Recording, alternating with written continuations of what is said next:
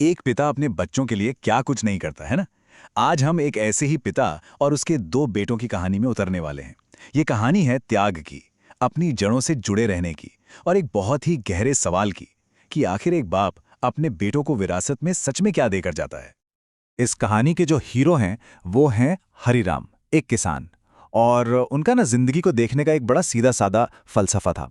वो कहते थे बेटा अगर उड़ सके तो बाप का काम हो गया। बस सोचे, इसी एक लाइन ने उनकी पूरी जिंदगी की दिशा तय कर दी। तो अपने बेटों को उड़ाने के लिए हरिराम ने आखिर किया क्या? चलिए उनकी दुनिया में चलते हैं। भद्रौली नाम का एक छोटा सा गांव था, और वहां के इस किसान ने अपने दो बेटों मुकेश और राकेश के लिए अपना सब कुछ दांव पर लगा दिया था। हरीराम ने खेतों में दिन को दिन नहीं समझा और रात को रात नहीं। अपनी हाड़ तोड़ मेहनत से जो कुछ भी कमाया ना, वो सब कुछ अपने बेटों की पढ़ाई लिखाई और कोचिंग में झोंक दिया। उनकी बस एक ही उम्मीद थी कि उनके बेटे शहर जाकर एक बेहतर जिंदगी जिएं। लेकिन जब बेटे घोंसले से उड़ गए तो फिर हुआ क्या? गांव से निकलने के बाद दोनों भाइयों ने जो रास्ते चुने वो एक दूसरे से बिल्कुल ही अलग थे। अब देखिए दोनों भाइयों की किस्मत। बड़ा बेटा मुकेश शहर जाकर एकदम कामयाब हो गया। अच्छी खासी नौकरी, शहर में अपना फ्लैट, सब कुछ। लेकिन जैसे जैसे उसकी तरक्की हुई ना, वो अपनी जड़ों से उतना ही दूर होता चला गया। और वहीं दूसरी तरफ था छोटा बेटा राकेश।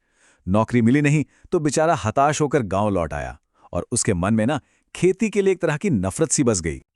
अपने नाराज बेटे राकेश को देखकर हरिराम बस एक ही बात कहते थे, बेटा, जमीन कभी धोखा नहीं देती, इंसान दे सकता है।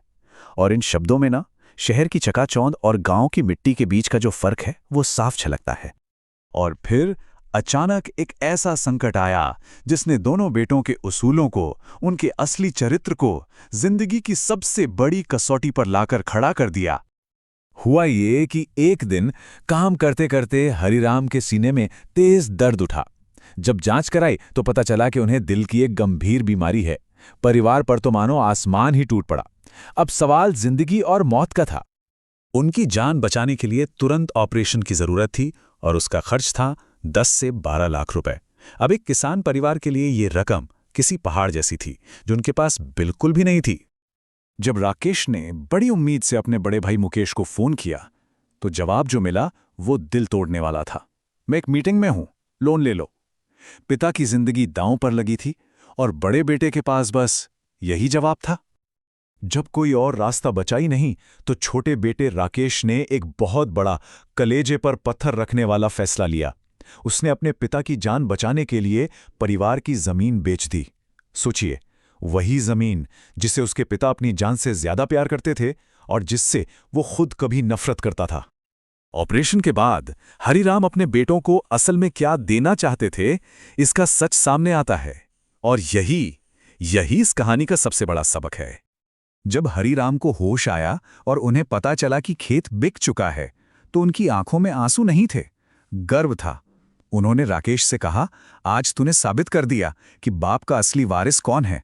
वो समझ गए थे कि राकेश ने जमीन नहीं बल्कि परिवार को चुना था। और इस एक घटना ने राकेश को पूरी तरह बदल दिया। अब वो बचे हुए छोटे से खेत पर अपने पिता के साथ खुशी खुशी काम करता था। उसके मन की सारी कड़वाहट जैसे धुल चुकी थी। कहानी का अंत होता है बड़े बेटे की वापसी के साथ, जो अपने साथ एक आखिरी और सबसे शक्तिशाली सबक लेकर आता है। कुछ समय बाद मुकेश एक बड़ी सी गाड़ी में महंगा सूट पहने गांव पहुंचा, लेकिन उसके पिता ने उसकी तरफ देखा तक नहीं। हरिराम की वो खामोशी मुकेश के पैसों के दिखावे से कई ज्यादा भारी थी। जब मुकेश निराश होकर जाने लगा ना, तब हरिराम ने उसे रोका और सिर्फ इतना कहा, बेटा, नौकरी इंसान को ऊंचा उठाती है, पर उसकी जड़ें काट देती है। अपनी जड़ें मत कटवाना। पिता के ये शब्द मुकेश के दिल में ऐसे लगे कि वो अंदर तक बदल गया। पहले तो वो हर महीने गांव आने लगा, फिर उसने अपना सूट उतारकर कुर्ता पाजामा पहनना शुरू कर दिया, और आखिर में वो अपने पिता और भाई के साथ कंधे से कंधा मिलाकर खेतों में काम करने लगा। और हरिराम, वो बस खामोशी से अपने दोनों बेटों को एक साथ काम करते हुए देखते रहते। वो शायद जानते थे कि एक बाप का काम सिर्फ रास्ता दिखाना होता है, और फिर इस उम्मीद में इंतजार करना होता है कि उसके बच्चे एक दिन घर लौट आएंगे। तो ये कहानी हमें एक बहुत ज़रूरी सवाल पे लाके छोड़ देती है कि कामयाबी का असली मतलब क्या है। क्या ये पैसा और शोहरत है, या फिर परिवार और अपनी मिट्टी से जुड़ाव?